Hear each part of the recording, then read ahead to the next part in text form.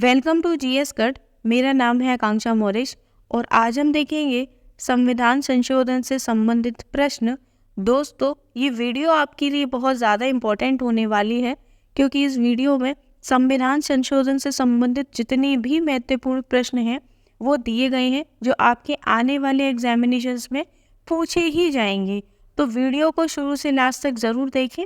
तो चलिए शुरू करते हैं और देखते हैं आज का पहला सवाल।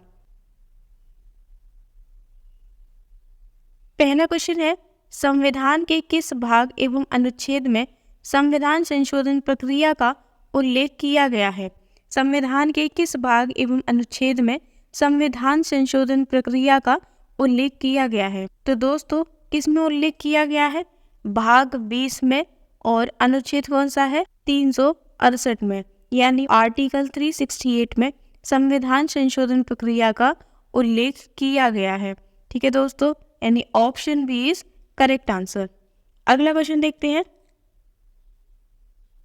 किस देश से संविधान संशोधन की व्यवस्था ली गई है? किस देश से संविधान संशोधन की व्यवस्था ली गई है? तो दोस्तों, किस देश से ली गई है? दक्षिण अफ्रीका से ली गई है, यानी साउथ अफ्रीका से संविधान संशोधन की व्यवस्था ली गई है। तो option D is correct answer. अगला क्वेश्चन देखते हैं, कौन सा संविधान संशोधन सबसे बड़ा संशोधन अधिनियम है जिसे लघु संविधान के रूप में भी जाना जाता है? कौन सा संविधान संशोधन सबसे बड़ा संशोधन अधिनियम है जिसे लघु संविधान के रूप में भी जाना जाता है? तो दोस्तों, कौन सा है? 42वां संविधान संशोधन अधिनियम 1976, यानी 42nd कॉन्स्टिट्यूशनल अमेंडमेंट एक्ट 1976, जिसे किस रूप में भी जाना जाता है? लघु संविधान के रूप में भी जाना जाता है, यानी मिनी कॉन्स्टिट्यूशन कहा जाता है। तो option A is correct answer. अगला क्वेश्चन देखते हैं, भारतीय संविधान के किस संशोधन द्वारा प्रस्तावना में समाजवादी, धर्मनिरपेक्ष और अखंडता शब्द जोड़े गए थे? भारतीय संविधान के किस संशोधन द्वारा प्रस्तावना में समाजवादी, धर्मनिरपेक्ष और अखंडता शब्द जोड़े गए थे? तो दोस्तों, ध्यान रखना कौन सा संशोधन था? 42वां संविधान संशोधन अधिनियम 1976, यानी 42nd कॉन्स्टिट्यूशनल अमेंडमेंट एक्ट 1976 के द्वारा क्या जोड़े गए थे? 3 शब्द जोड़े गए थे प्रस्तावना में। पहला था समाजवादी, दूसरा था धर्मनिरपेक्ष और तीसरा था अखंडता। यानी 3 शब्द जोड़े गए थे, जिसमें पहला था सोशलिस्ट, जिसको समाजवादी कहते हैं, सेक्युलर यानी धर्मनिरपेक्ष, और इंटीग्रिटी यानी कि अखंडता। तो option B is correct answer. दोस्तों, आपके लिए क्वेश्चन है, आपको मुझे बताना है कि अब तक प्रीएम्बल को कितनी बार अमेंड किया गया है, यानी प्रस्तावना को कितनी बार संशोधित किया गया है। आप मुझे कमेंट बॉक्स में ज़रूर बताएं। चलिए अगला क्वेश्चन देखते हैं, संविधान के भाग 4A में 10 मौलिक कर्तव्यों को किस संविधान संशोधन द्वारा जोड़ा गया था? संविधान के भाग 4A में 10 मौलिक कर्तव्यों को किस संविधान संशोधन द्वारा जोड़ा गया था? तो दोस्तों, कौन सा संविधान संशोधन था? 42वां संविधान संशोधन अधिनियम 1976, यानी 42nd कॉन्स्टिट्यूशनल अमेंडमेंट एक्ट 1976 के द्वारा हमारे मौलिक कर्तव्यों को जोड़ा गया था। किसमें? संविधान में। ठीक है दोस्तों, तो ध्यान रखना कि भाग 4A यानी पार्ट 4A में मौलिक कर्तव्यों को जोड़ा गया था, और किस संविधान संशोधन द्वारा? 42वें संविधान संशोधन अधिनियम 1976 द्वारा, यानी option C is correct answer. अगला क्वेश्चन देखते हैं, 42वां संविधान संशोधन अधिनियम 1976 किस समिति की रिपोर्ट के आधार पर तैयार किया गया था? 42वां संविधान संशोधन अधिनियम 1976 किस समिति की रिपोर्ट के आधार पर तैयार किया गया था? तो दोस्तों, कौन सी समिति थी? स्वर्ण सिंह समिति थी, यानी स्वर्ण सिंह समिति की रिपोर्ट के आधार पर ही 42वां संविधान संशोधन अधिनियम 1976 तैयार किया गया था। ठीक है दोस्तों, यानी option C is correct answer. अगला क्वेश्चन देखते हैं, किस संविधान संशोधन के तहत भाग 4A में 11वें के मौलिक कर्तव्य को किस संशोधन द्वारा जोड़ा गया है? तो दोस्तों, आपको बताना है कि भाग 4A में जो 11वां मौलिक कर्तव्य जोड़ा गया है वो किस संशोधन द्वारा जोड़ा गया है? तो ध्यान रखिएगा, 86वां संविधान संशोधन अधिनियम 2002 यानी 86th कॉन्स्टिट्यूशनल अमेंडमेंट एक्ट 2002 के द्वारा 11वां मौलिक कर्तव्य जोड़ा गया है। दोस्तों, जैसा कि आपको पता है कि पार्ट 4A यानी भाग 4A में क्या है? मौलिक कर्तव्य है। अगर आर्टिकल की बात की जाए तो आर्टिकल कौन सा है? आर्टिकल ध्यान रखना 51 का A यानी अनुच्छेद कौन सा है? 51 का अ। ठीक है दोस्तों, और 86वां संविधान संशोधन अधिनियम 2002 के तहत 11वां मौलिक कर्तव्य जोड़ा गया था, यानी option D is correct answer. चलिए अगला क्वेश्चन देखते हैं।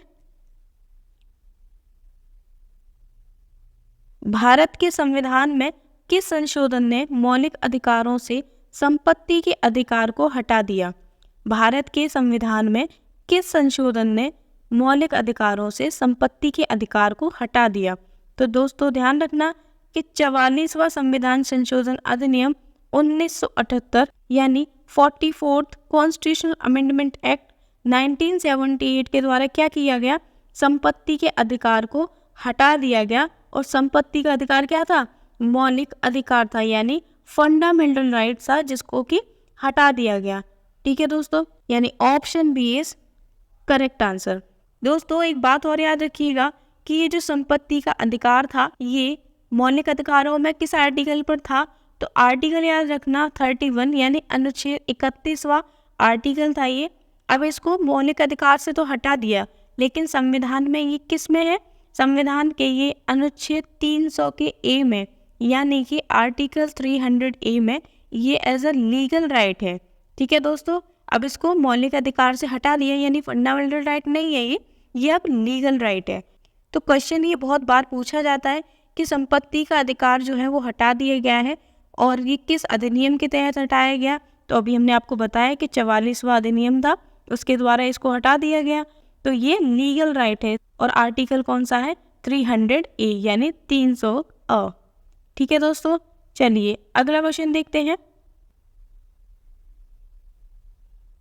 किस संविधान संशोधन अधिनियम द्वारा मतदान की आयु को 21 वर्ष से घटाकर 18 वर्ष कर दी? किस संवैधानिक संशोधन अधिनियम द्वारा मतदान की आयु को 21 वर्ष से घटाकर 18 वर्ष कर दी गई? तो दोस्तों, कौन सा संविधान संशोधन था? 61वां संविधान संशोधन अधिनियम 1988 यानी 61th कॉन्स्टिट्यूशनल अमेंडमेंट एक्ट 1988 के तहत क्या किया गया?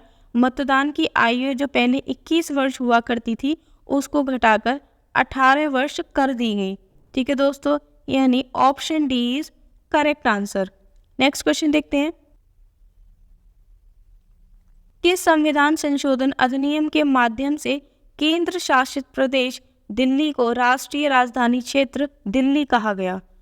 किस संविधान संशोधन अधिनियम के माध्यम से केंद्र शासित प्रदेश दिल्ली को राष्ट्रीय राजधानी क्षेत्र दिल्ली कहा गया? तो दोस्तों, कौन सा संविधान संशोधन है? 69वां संविधान संशोधन अधिनियम 1991 यानी 69th कॉन्स्टिट्यूशनल अमेंडमेंट एक्ट 1991 के तहत क्या किया गया?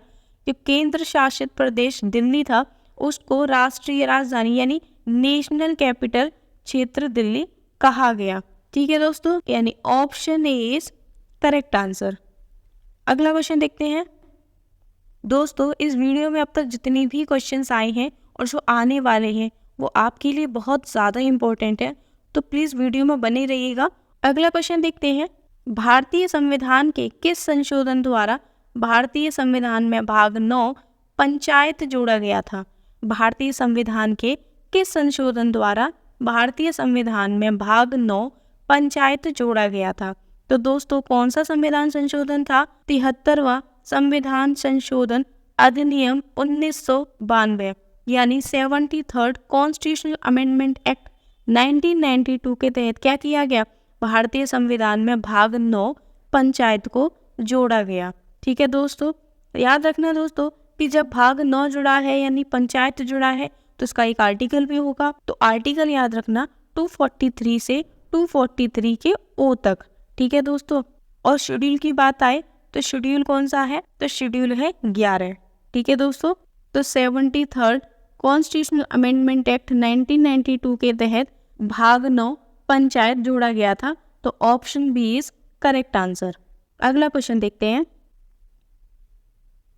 भारतीय संविधान के किस संशोधन द्वारा भारतीय संविधान में भाग 9A नगर पालिका जोड़ा गया था?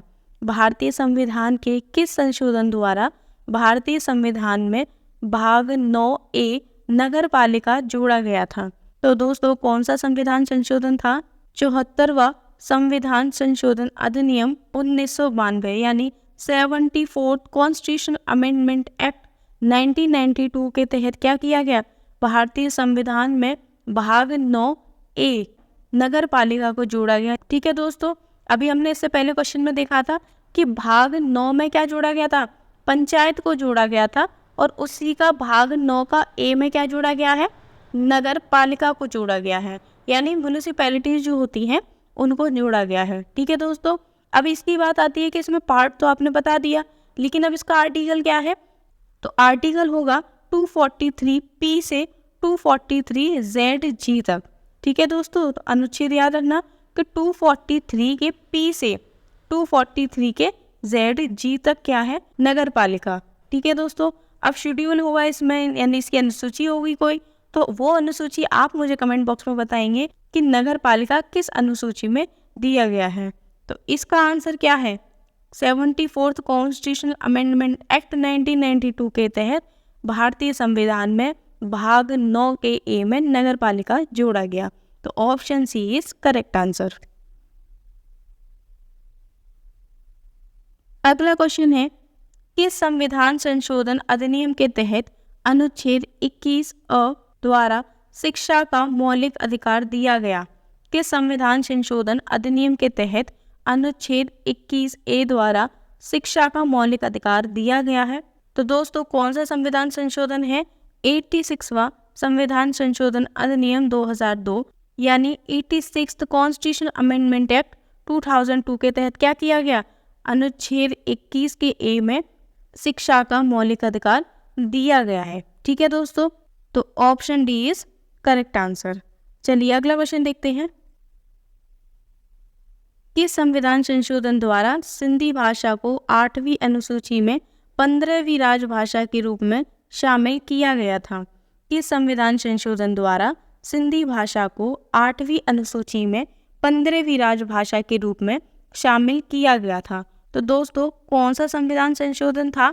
21वां संविधान संशोधन अधिनियम 1967 यानी 21st कॉन्स्टिट्यूशनल अमेंडमेंट एक्ट 1967 के तहत क्या किया गया? सिंधी भाषा को राजभाषा के रूप में शामिल किया गया था। ठीक है दोस्तों, अब एक चीज़ और है कि जब 15वीं राजभाषा सिंधी बनी तो इससे पहले कितनी भाषाएं होंगी? यानी मूल संविधान में केवल 14 राजभाषाएं दी गई थी और 15वीं राजभाषा हमारी सिंधी बनती है। ठीक है दोस्तों, याद रखना ये बहुत ज़्यादा इंपॉर्टेंट क्वेश्चन है और ये काफ़ी परीक्षाओं में पूछा गया है। ठीक है दोस्तों, और यही इसके शेड्यूल की बात करें यानी अनुसूची की बात करें तो अनुसूची है 8वीं अनुसूची, और यही इसके भाग की बात करें या किस पार्ट में दिया गया है तो पार्ट 17 यानी भाग 17 में राजभाषा दी गई है और अनुसूची है 8। और अगर आर्टिकल की बात करें तो आर्टिकल है 343 से 351 तक। ठीक है दोस्तों, तो इसका आंसर याद रखना कि 21st कॉन्स्टिट्यूशनल अमेंडमेंट एक्ट 1967 के तहत सिंधी भाषा को 8वीं अनुसूची में 15वीं राजभाषा के रूप में शामिल किया गया था। ठीक है दोस्तों, चलिए अगला क्वेश्चन देखते हैं, किस संविधान संशोधन द्वारा कोंकणी, मणिपुरी और नेपाली भाषा को संविधान में जोड़ा गया था? किस संविधान संशोधन द्वारा कोंकणी, मणिपुरी और नेपाली भाषा को संविधान में जोड़ा गया था? तो दोस्तों कौन सा संविधान संशोधन था? 71वां संविधान संशोधन अधिनियम 1992 यानी 71st कॉन्स्टिट्यूशनल अमेंडमेंट एक्ट 1992 के तहत क्या किया गया? कोंकणी, मणिपुरी और नेपाली भाषा को संविधान में जोड़ा गया था। ठीक है दोस्तों, आपने एक चीज़ गौर की होगी कि इससे पहले सिंधी भाषा को जोड़ा गया था 21वें संविधान संशोधन द्वारा, और उसके बाद में ही 71वें संविधान संशोधन द्वारा 3 राजभाषाओं को और जोड़ा गया है, जिसमें पहली है कोंकणी, दूसरी है मणिपुरी और तीसरी है नेपाली। ठीक है दोस्तों, यानी इससे पहले कितनी थी? इससे पहले 15 हो चुकी है राजभाषाएं, और 15 और ये 3 कितनी हो गई? 18 राजभाषाएं हमारे संविधान में अब तक हो चुकी हैं। ठीक है दोस्तों, और शेड्यूल में आपको बता चुकी हूँ कि इसकी अनुसूची क्या है, 8वीं अनुसूची में है, पार्ट 17 है और आर्टिकल है 343 से 351 तक। ठीक है दोस्तों, तो इस क्वेश्चन को भी याद रखना कि 71वां संविधान संशोधन 1992 यानी 71st कॉन्स्टिट्यूशन अमेंडमेंट एक्ट 1992 के तहत संविधान में 3 राजभाषाएं जोड़ी गई थी, जिसमें पहली थी कोंकणी, दूसरी थी मणिपुरी और तीसरी थी नेपाली। ठीक है दोस्तों, यानी option B is correct answer. चलिए अगला क्वेश्चन देखते हैं। बोडो, डोगरी, मैथिली और संथाली भाषाओं को किस संविधान संशोधन द्वारा संविधान की 8वीं अनुसूची में जोड़ा गया था? बोडो, डोगरी, मैथिली, संथाली भाषाओं को किस संविधान संशोधन द्वारा संविधान की 8वीं अनुसूची में जोड़ा गया था? तो दोस्तों कौन सा संविधान संशोधन था? 92वां संविधान संशोधन अधिनियम 2003। ठीक है दोस्तों, याद रखना दोस्तों, इससे पहले कितनी राजभाषाएं हो गई हमारी? 18, और 18 के बाद 4 नई राजभाषाओं को जोड़ा गया है, तो 18 और 4 मतलब 22 राजभाषाएं। तो अभी हमारे संविधान में टोटल कितनी भाषाएं हैं, यानी कितनी राजभाषाएं हैं? 22 राजभाषाएं। ठीक है दोस्तों, तो ये जो 4 राजभाषाएं जोड़ी गई हैं वो कौन से अमेंडमेंट एक्ट के द्वारा जोड़ी गई है? 92वां संविधान संशोधन अधिनियम 2003 के द्वारा जोड़ी गई है। ठीक है दोस्तों, और आर्टिकल, शेड्यूल और पार्ट तो मैं आपको बता ही चुकी हूँ। अगला क्वेश्चन देखते हैं। प्रथम संविधान संशोधन अधिनियम 1951 किससे संबंधित है? प्रथम संविधान संशोधन अधिनियम 1951 किससे संबंधित है? तो दोस्तों पहला संविधान संशोधन जो था वो किससे संबंधित था? भूमि सुधार कानून से संबंधित था। तो दोस्तों इसमें 2 क्वेश्चन बनते हैं कि पहला संविधान संशोधन अधिनियम कब हुआ? 1951 में, और किससे संबंधित? भूमि सुधार कानून से संबंधित। ठीक है दोस्तों, यानी option A is correct answer. अगला क्वेश्चन देखते हैं। संविधान का कौन सा संशोधन दल बदल विरोधी कानून से संबंधित है? संविधान का कौन सा संशोधन दल बदल विरोधी कानून से संबंधित है? तो याद रखना 52वां संविधान संशोधन अधिनियम 1985 यानी 52nd कॉन्स्टिट्यूशनल अमेंडमेंट एक्ट 1985 किससे संबंधित है? दल बदल कानून से संबंधित है। ठीक है दोस्तों, तो option C is correct answer. अगला क्वेश्चन देखते हैं। किस संविधान संशोधन द्वारा केंद्रीय मंत्रिपरिषद का आकार लोकसभा के सदस्यों की कुल संख्या के 15% से अधिक नहीं होगा? किस संविधान संशोधन द्वारा केंद्रीय मंत्रिपरिषद का आकार लोकसभा के सदस्यों की कुल संख्या के 15% से अधिक नहीं होगा? तो दोस्तों कौन सा अमेंडमेंट एक्ट है? 91वां कॉन्स्टिट्यूशनल अमेंडमेंट एक्ट 2003 यानी कि 91वां संविधान संशोधन अधिनियम 2003 के तहत केंद्रीय मंत्रिपरिषद का आकार लोकसभा के सदस्यों की कुल संख्या का 15% से अधिक नहीं होगा। ठीक है दोस्तों, यानी option C is correct answer. अगला क्वेश्चन देखते हैं। दोस्तों ये सभी क्वेश्चंस जो हैं वो हमारे प्रीवियस ईयर में आए हुए हैं, तो सभी क्वेश्चंस इंपॉर्टेंट हैं, तो छोड़िएगा नहीं और वीडियो को पूरा देखिएगा। चलिए अगला क्वेश्चन देखते हैं। किस संविधान संशोधन द्वारा सिक्किम को भारतीय संघ के सह राज्य का दर्जा प्रदान किया गया था? किस संविधान संशोधन द्वारा सिक्किम को भारतीय संघ के सह राज्य का दर्जा प्रदान किया गया था? तो दोस्तों कौन सा संविधान संशोधन था?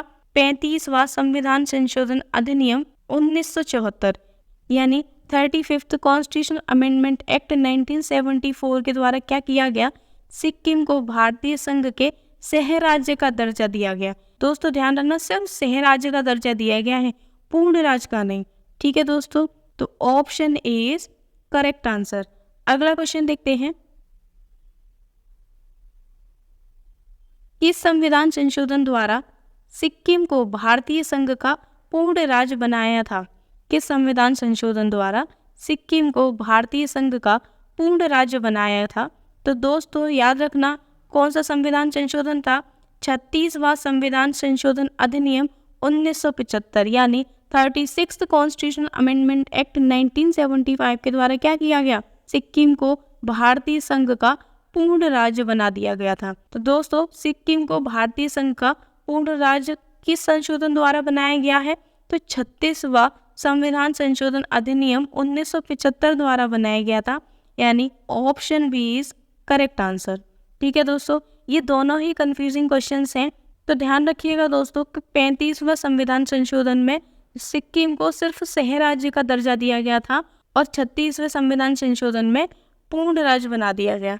और दोस्तों एक चीज़ और याद रखना कि भारतीय संघ में जो सिक्किम था वो 22वें राज्य के रूप में शामिल किया गया था, यानी सिक्किम से पहले कुल 21 राज्य हुआ करते थे भारत में, और सिक्किम को जोड़ने के बाद में भारत में 22 राज्य हो गए, यानी सिक्किम को भारतीय संघ में 22वें राज्य के रूप में शामिल किया गया था। और अगर आर्टिकल की बात करें तो आर्टिकल है 371 का F। ठीक है दोस्तों, चलिए अगला क्वेश्चन देखते हैं। किस संविधान संशोधन द्वारा गोवा को भारतीय संघ का पूर्ण राज्य बनाया था?